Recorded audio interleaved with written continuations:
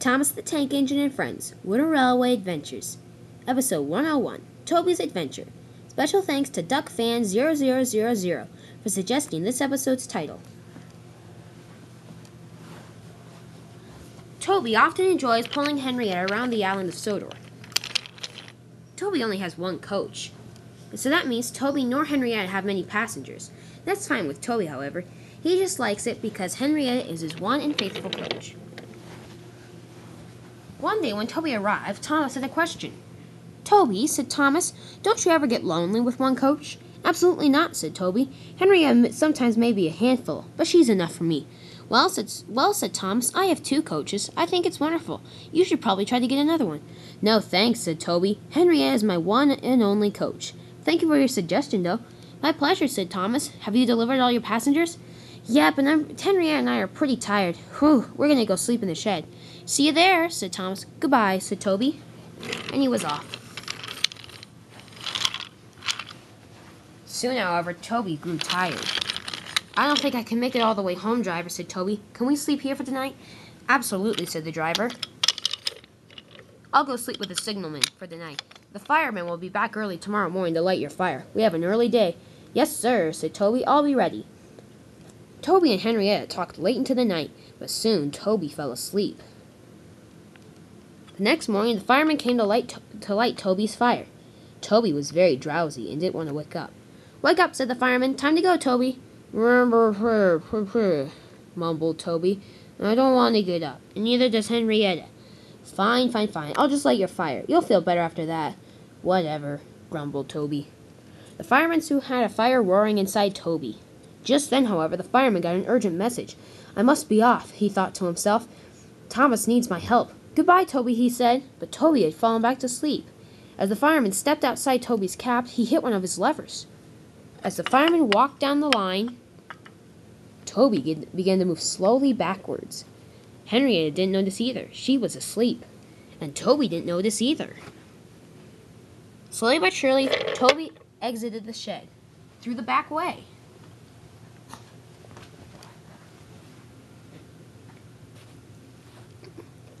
Toby again began to move along the ground. He didn't even notice a thing.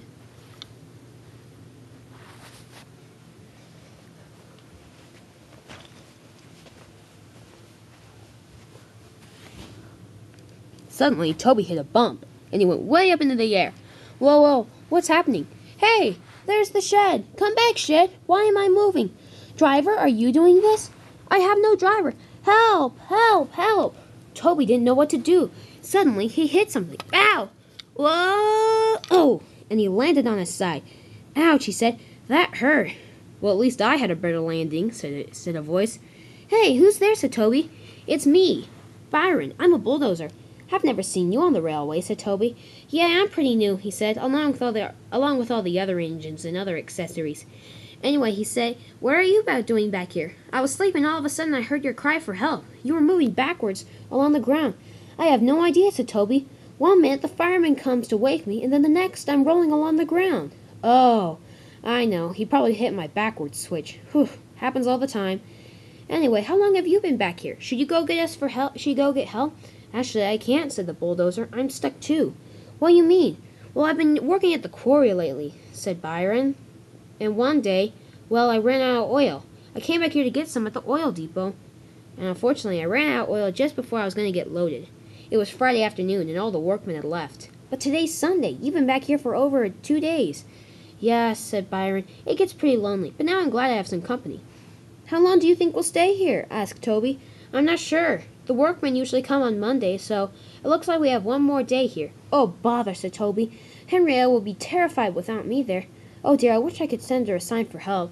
I'm getting pretty lonely too. I miss Jack and Alfie and even Max and Monty. Anyway, it gets pretty lonely, but now it's better that since you're here." "Yes," said Toby. "I'm glad I do have a partner." I wonder how long we'll stay here." "I have no idea," said Byron. "I have no idea." Back on the island, however, things were getting very worried. Duck and Oliver began talking about it. "Where do you think they went?" "Where do you think Toby went?" asked Duck. "He couldn't have gone anywhere." "I don't know, but the fireman's very upset," said Oliver.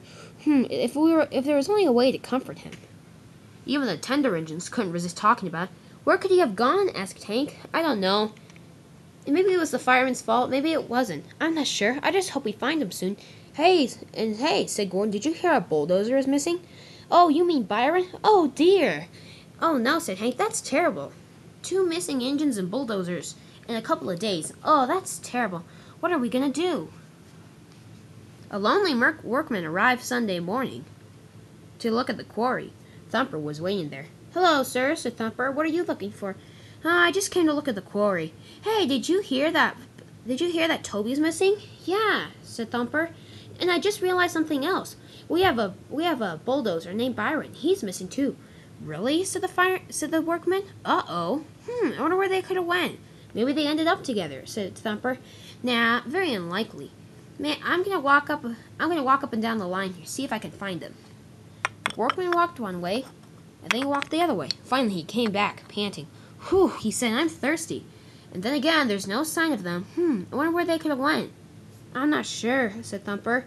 Hey, the oil depot over there. Nobody's been there for a while. You could go check it out, just to make sure the oil hasn't dried up or anything. You're right. I'll save Sir Topham Hatt some money.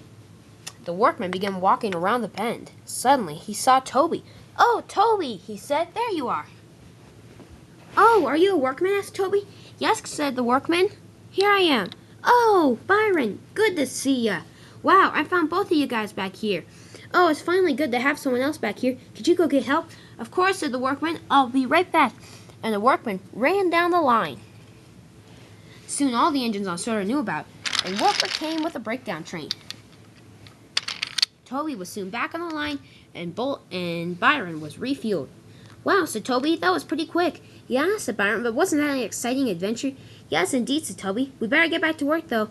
Goodbye, said Byron. Will I ever see you again? Sometimes I work at the quarry. I'm sure we'll see each other. All right, said Byron, and Toby was off, along with Byron.